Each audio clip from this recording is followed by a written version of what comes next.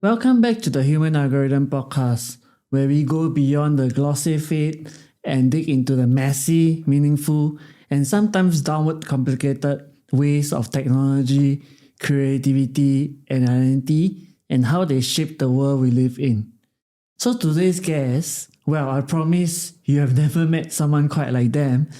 Ben Machap is Singapore's self-proclaimed cutest boudoir photographer. They are non-binary, like me, and newly single but still legally married. We'll get into that later.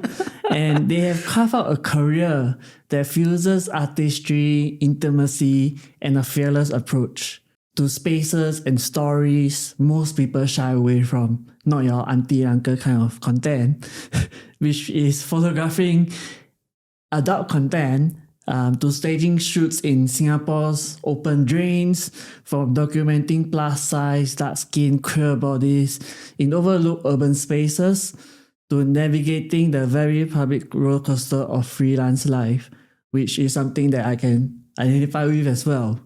So Ben has made a career out of challenging perceptions, both behind the camera and in front of it.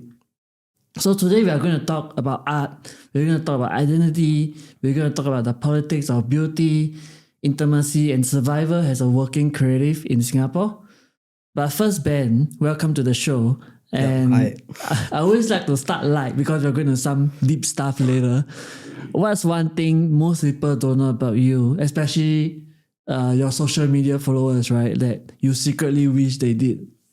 Actually, I don't know. I mean, like, I feel like I'm a very open, no filter kind of person, and like I don't think there's any like secrets or like things that people don't know about me, or that like I would want people to know. Like I feel I'm just generally very. I mean, maybe I want people to know like more that like, you know, I'm pretty good at fucking. No, okay. See our OnlyFans drop maybe by end of the year. No. Just generally I'm like very open, so I don't feel like there's a. Maybe I want people to know that I'm chill, but then again, it's like I feel like half of the people who perceive me know that I'm very chill. The other half think I'm very intense. Yeah. So I'm like, I'm a reflection. I'm whatever you want me to be. I don't think you're intense though. I think it's like, from what I see on your TikTok and your Instagram, like you're an interesting person to know. Like I wouldn't call it intense. Yeah. Okay. Maybe like when I was younger, I was like a lot more like intense, like super crazy, angry, activist kind of stuff. But like, we will get into that later. Yeah. Like, holy shit, there's a story behind it. But like, I won't say like it's like age has mellowed me. I think it's more like there's this quote like, you don't know the amount of violence it took to be this peaceful. Kind of thing. So, I love that quote. Yeah. So let's start with the first question, right? So your brand is playful and bold, and because you call yourself Singapore cutest boudoir photographer, but boudoir in a conservative city like Singapore isn't really a common thing, or even like an easy sell. And what's the most misunderstood thing about what you do? And before we go into that, right? So before we started this podcast, he actually came over to my place and we did a boudoir shoot for me, and I just got a sneak peek of what it looks like. If you can see. Yeah, I did a quick edit on the spot. Quick edit on the spot. Maybe you can flash it on the screen somewhere. Yeah. You know, like, so more on that later. So what's the most misunderstood thing about what you're doing? Okay, so just want to say like real quick, right? Like the whole like, Singapore's cutest boudoir photographer, right? Okay, maybe just like a soft launch rebrand going on, but it's because you got banned by Instagram. Yeah. But like, cause I was part of the organizing team for this adult Euro convention called Ara, and then some of the models came down, and then like one or two of them were like joking, like, you know, you're like, you know, I think you're like cutest photographer like in Singapore or whatever. I mean, okay, like not saying that photographers are ugly, but like a lot of photographers tend to be like maybe older, like especially for the otaku weeb scene. Yeah. There's that general impression of like, you know, the overweight, balding, smelly man photographer kind of thing. So it's like low key, like the bar is low. So to be the cutest person there is like, you know, not that hard. But I just thought it was funny, so I was like, yeah, maybe that'll be a cute rebrand. But sorry, I have ADHD. What was the second part of that question? What's the most misunderstood thing about what you do? I don't know. So again, like maybe I'm contrarian by nature or whatever, right? But like I feel generally in Singapore, like people pretend to be conservative, so they would want to misunderstand certain things. So like, okay, for me, like I keep getting a lot of like, especially like straight cis guys. Like, no, don't worry, I'm gonna complain about the straight cis women later. Okay, so they're not off the hook. But like a lot of straight cis guys will be like, oh, you shoot all these like hot people. Do you like fuck any of the models you're with? And I'm like no, like the fuck, like to me it's like the photo shoot is like, I'm not gonna be like, no, I'm so professional. I'm like, no, like all the blood flow is to my brain, and I am worried about like, is the lighting good? Yeah. How's the background lighting like? Is the light on the person's face? Am I making full use of the environment that I'm in? Is the model comfortable? How's the hand placement? How's the body placement? Blah blah blah. Like there's this complex algorithm going on in my brain, right? That like being turned on is not like even fucking possible in that situation. It's really like my neurodivergent special focus. Like I gotta make this picture look fucking amazing. Like Yeah, you in the zone. You're not playing around. But that was like the You're standing on business. I'm standing on business, alright. I have shit to do, okay? Like look, like sex is like, for most people 3 minutes, okay? For me, sometimes half an hour to an hour. But like the photo is for fucking ever, okay? But like that's for like straight cis guys, okay? Like so for like women, right? Like, okay, I'll say low key, it's a bit hard to like date. Because like I did a TikTok about this, but like it's a bit hard to like date, right? Because like, especially when like people know that like, when women know that like I'm shooting OF creators, boudoir or whatever, then they're like holy fuck, like you're shooting naked people. Then I'm like, yeah, but like they're not gonna try to fuck me. Like I'm their friend. The reason why they're shooting with me and why they're comfortable with me is because like I don't like do stupid things. Like do like some hums up shit lah. Like I want to capture the hums up shit, not do the hums up shit. Like. Yeah. Makes sense. So aside from boudoir, you also shot like adult content, as well as like intimate portraiture, like what you did for me earlier. What's the line for you between art, erotica, and exploitation, and who do you think gets to define that?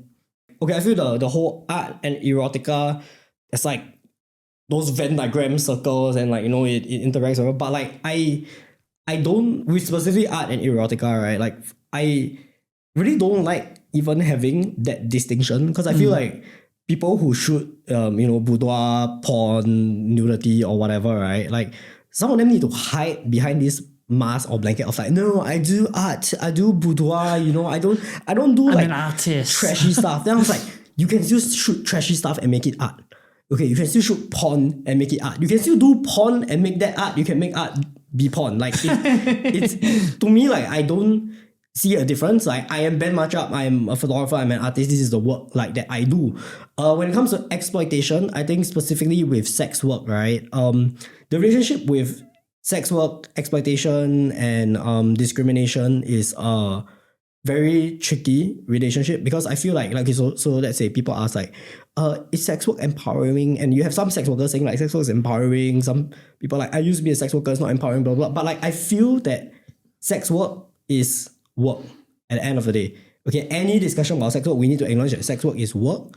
Like any work under capitalism, it is exploitative and degrading by nature. Okay? That being said, that doesn't mean we just start human trafficking people against their will. Okay, like there are more ethical ways to do sex work. Like consent is like important and all that. Like, but when they go like, oh, is sex work empowering? I'm like, is your fucking 9 to 5, your on paper 9 to 5 job that becomes like a 7 a.m. to like 12 p.m. job at your desk job where you're like getting back problems and all that, like is that empowering? Do you feel empowered, Mr. Businessman? Like I don't think so. The Venn diagram between like art and erotica, that's one discussion, but like exploitation is a totally different discussion, because there's a lot of like for some people sex work is a last resort. For other people, like they actually fucking enjoy doing like sex work. And for other people, it's a weird mix, or they might have enjoyed it and then now they regret, or they used to regret but now they. So like I think that's a very complex, separate conversation. But like, end of the day, I think consent is important. Yeah. And on the point of consent, I feel like a lot of Singaporeans like don't understand consent properly because like we are taught like abstinence-based sex ed. Correct. So then like with consent, right? Like especially in more like conservative Asian cultures, whatever, you have cultures where people want to do weird sexual shit and like it might be consensual and all that, but then after that, like because of public perception, they like get gaslit or gaslight themselves. Like, actually, no, I was forced. And I was like, no, fuck you. If you consented to some shit, take responsibility for that. Own that, okay? Like you did some whole shit. You wanted to do that whole shit, and now you look back and go like, fuck, I did some whole shit. Okay, like it's okay. Then stop being a hoe, you know. But don't go back in time and go like, no, actually, I revoked the consent that I gave 2 days ago. Like, holy fuck, what? You know, like, yeah. Okay. Yeah, moving a little bit away from adult content, right? But one of your more PG kind of series is like the Longgang Life series that you did a lot of years ago. Maybe 9 years ago, I think. Around there. That was more of a one-off thing, but yeah. Yeah, but that was very personal about escaping childhood chaos, using Singapore's drain as a medium, right? So what did making that series heal in you, if anything? I'm not sure if there was like a healing thing per se. I feel like all forms of expression is healing in its own way. But with that series, it's like okay, there's just like a whole bunch of jokes also behind that series, because I think I just graduated that time kind of thing. Then I was like, I'm an art student trying to look for a job. Then I'm in the drain, you know.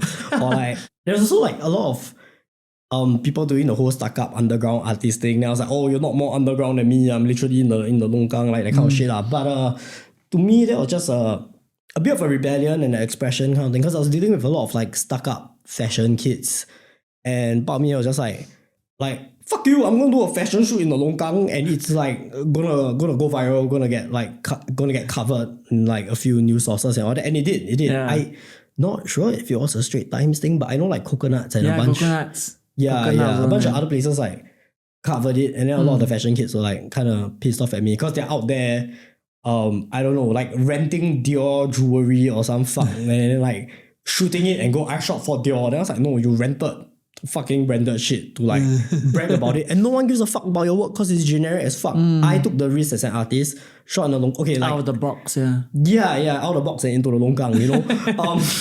I feel like, okay, like personally, like to me, like if anything about like healing or whatever, right? Like I think that art should comfort the disturbed and disturb the comfortable. And like too many Singaporeans are disturbingly comfortable. Yeah, very true. Like when you go to other countries, you realize how disturbingly comfortable you are in Singapore. Like you're in this bubble that you've never broken out of. Another of your previous works called Purple Line, and I can see you love purple because you're fully purple. But that work, you deliberately shot like plus size, dark skin, and queer bodies in overlooked places. So was that also like a protest, or was it like a love letter? It's a bit of both. So back then, I think I was like younger and a lot more angry. So okay, like last time I used to do modeling, I was like, you know, part of an agency or that. If you dig through the internet, you can find like I was in some like, okay, the first ever spicy nuggets advertisement in Singapore. Like I was in the advertisement. I did a backflip into the swimming pool or whatever. So I did the whole modeling circuit before. So back then, right, being brown, like you can't get like a lot of gigs. You know, they literally CMIO, like, okay, we'll put the browns in the background, okay, the Malay and Indians stand there. Maybe you do one shot of the Malay or Indian somewhere in front, like some shit like that. So I wanted to, and if you look at casting calls, they're always like, we're looking for Chinese, blah blah blah. And I was like, this has got nothing to do with the plot. Like, the fuck is your problem, right? So that's why I did Purple Line, because I wanted to feature like, you know, plus size, queer, like just people that don't usually get seen or represented in Singapore media. It's a lot better now. Now they like put in an effort, because the millennials and Gen Zs will be like, hey, fuck you,